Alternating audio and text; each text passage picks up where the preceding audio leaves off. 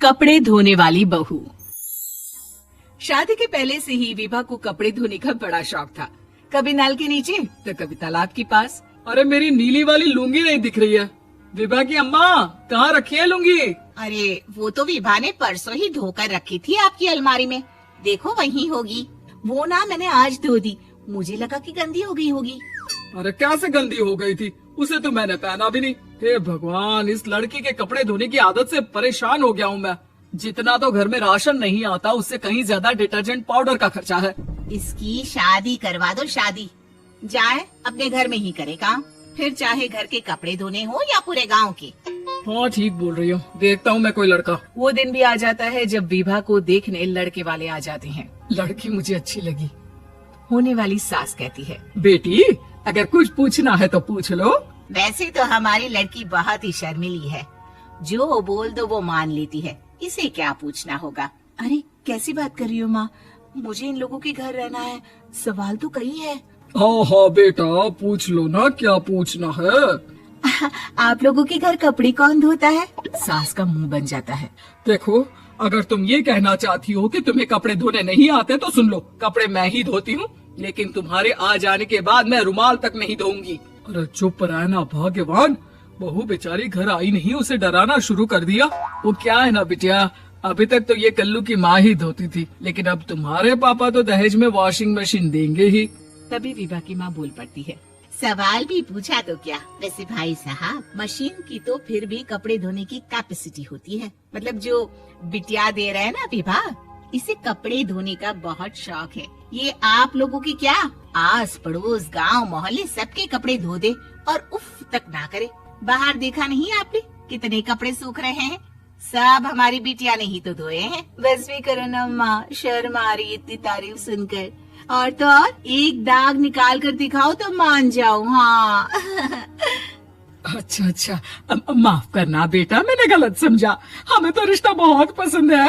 और ऐसे जुड़ जाता है रिश्ता कपड़े धोने का शौक रखने वाली विभा का। उसकी शादी हो जाती है कोयला फैक्ट्री में काम करने वाले कल्लू के साथ। शादी के बाद अचानक विभा चिल्लाती हुई सास के पास आती है। सासू माँ, अरे सासू माँ कहाँ है आप? ये तो धोखा है, धोखा दिया आप लोगों ने मुझे। इस ससुर के चक्कर के बारे में पता चल गया। अरे तो उसमें तुझे क्यों धोखा मिला है? अरे नल में पानी नहीं आता, कपड़े कैसे कब धुलेंगे? अच्छा अच्छा, तू पानी नहीं आ रहा उसकी बात कर रही है। तो आपने क्या सोचा? कुछ नहीं। अच्छा, तेरी माँ ने कहा था कि कपड़े धोने का शौक है, तुझे याद आया मुझे। शौक शौक बोलकर कपड़े धोने वाले मेरे जुनून को कम ना आके सासू माँ, कपड़ा धोना मेरा गुरूर है। तभी पति भी वहाँ आ जाता है। अभी अभी मैंने इसे सनी देओल की फिल्म दिखाई है, उसी के डायलॉग मार रही है माँ। अच्छा सुन, साफ साफ बता रही हूँ, पानी सुबह 4 से 6 और शाम को 10 से 12 आता है, समझी? विभा टाइमिंग सुनकर हैरान हो जाती है। ये क्या भूतों का मोहल्ला है? सुबह 4 बजे उठकर कौन कपड़े धोता है? 4 बजे टंकी में पानी जाता है, फिर सारा दिन धोना ना, किसने मना किया? अरे कैसी बात कर रही है, 200 लीटर की टंकी में कितने कपड़े धो लूंगी मैं, सुबह ही उठ जाऊंगी मैं। अब क्या था, विभा सुबह 4 से लेकर रात के 12 बजे तक कपड़े ही धोती रहती। एक रोज सास पड़ोस से निकलकर कहीं जा रही होती है कि साथ वाली कहती है, हाँ कल्लू की माँ, जरा ये बताओ कि 2 साड़ी है, 2 ब्लाउज और एक पेटीकोट और एक नाड़े वाला लंबा कच्छा। हाँ तो? अरे तो क्या, कितना लोगी धुलाई ये बताओ। धोबन दिख रहे हैं हम क्या? हमारे पति सरकारी नौकरी से अभी अभी रिटायर हुए हैं और बेटा सुपरवाइजर है कोयला फैक्ट्री में। धोबन समझ रखा है हमें।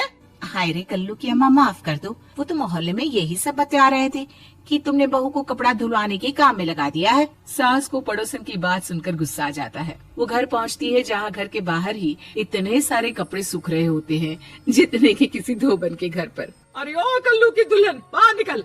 माँ जी यहीं आ जाओ, बाथरूम में चादर धो रहे हैं हम। अरे अभी हम धोते हैं, तुमको बाहर निकलो। ये आस पड़ोस वाले बोल रहे हैं कि हम बहू से कपड़े धुलवा धुलवा कर उसे कपड़ा धोने वाली बना दिए हैं। अरे छोड़ो ना माँ जी, किन लोगों की बातों में आती हो। आस पास के लोगों का तो काम ही होता है कि वो किसी तरह सास बहू को लड़ा दे। बहू सारे घर के कपड़े धोती है, ये क्या कम है? बोलिए। सास को भी लग जाता है कि वो बहू का ये संकीपन नहीं छुड़वा सकती, इससे अच्छा है कि खुद ही चुप हो जाए। एक रोज सास और बहू मंदिर जाते हैं, जहाँ सास की साड़ी वहाँ खड़ी भीख मांगने वाली से मिलती है। माँ जी क्या बात है, आपकी साड़ी उस भिखारन से कितनी मिल रही है ना? हाँ हाँ देखो तो, दोनों की साड़ी मिल रही है। क्या बात है कल्लू की अम्मा, तुम खुद को तो अफसर की बीवी बताती हो और ऐसी सिंपल सी प्लेन साड़ी पहनकर घूमती हो। सिंपल और प्लेन नहीं है ये साड़ी। तो क्या सोने के धागे से फूल बने हैं? कुछ भी सासू माँ, कुछ भी। हाँ बने थे इस साड़ी में सोने के धागे से फूल। मेरे पति लेकर आए थे मद्रास से स्पेशली मेरे लिए 10,000 की। ताहे भाई साहब इस भिखारन के लिए भी सेम टू सेम साड़ी लेकर आए होंगे 10,000 की। सास उस वक्त तो कुछ नहीं कहती, लेकिन बहू के साथ घर आती है और अलमारी से एल्बम निकाल कर लाती है। ये साड़ी देख रही है, ये वही साड़ी है जिसे मैंने अभी पहना था।